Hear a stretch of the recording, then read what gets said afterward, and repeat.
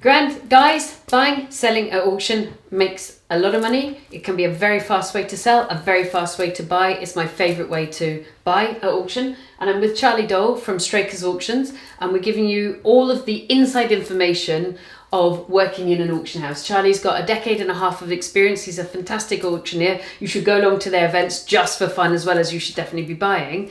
But on this particular one, I want to ask, if you are buying in the auction, who's my competition? Who else is buying?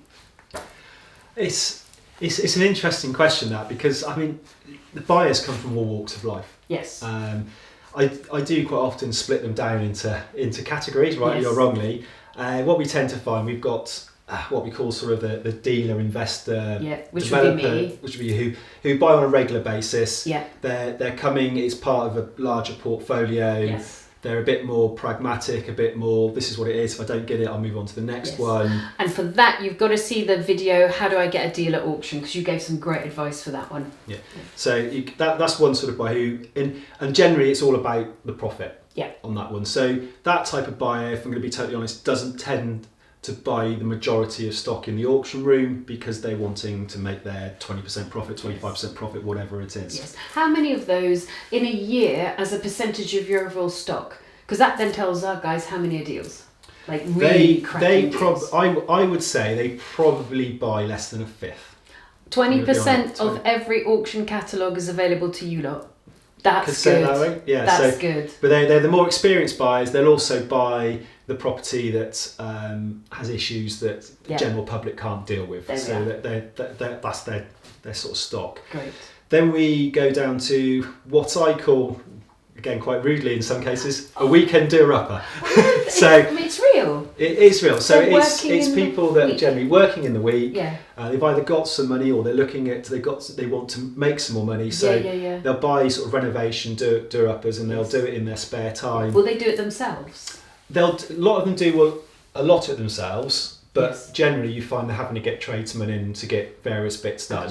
But they'll do a lot of it themselves, and the idea then is generally to sell it on and then go on to the next one. And we find a lot of, so when I mentioned before about the builders and developers, they start out as this sort of part-time doing up, and then they get a bit of experience, and then they graduate through, and then they go, actually, rather than just being a hobby or a little cash on the side, this can then become my lifestyle, my job. Which is probably you guys as well.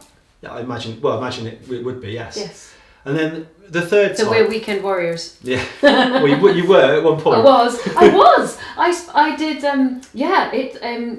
sorry, I'm getting excited. Absolutely spot on. I bought 7 houses when I was still working a full-time job.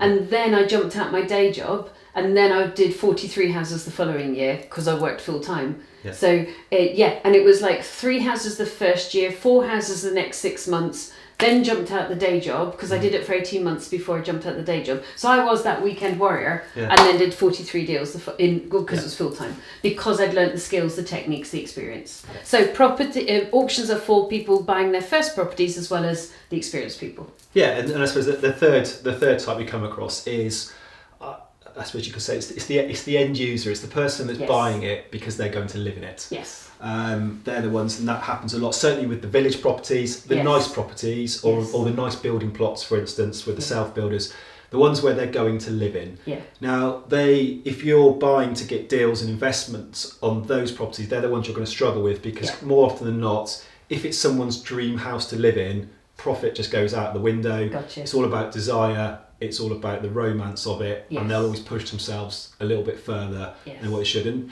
I think sometimes you have to accept that, as a dealer, as an investor, you're not going to get that property. Once you've got somebody that's bidding against you and they're not stopping, it's not going to be your evening. But you gave Charlie did a brilliant video about key tips to make money in property, and that was one of them, which is accept that you're not going to get every deal. Yeah. But if you understand your competition and the people who are by and large in your room, and they're kind of categorized in 3 groups, at least you can understand why, that whole thing of, that one went crazy at auction, because it was somebody who fell in love with the property. Yes. And then the middle range, the weekend people, I was one of them, and you probably are or were, and then the bona fide dealers who are more happy to let things go. Yes. So it's logic and passion passion. Yes. Yes, there you go. Now you understand the room, you understand who you're up against. Good luck to you. All right. Sourcing discounted deals is how you make serious money in property, but how do you start? Free checklist. Click, link, download now.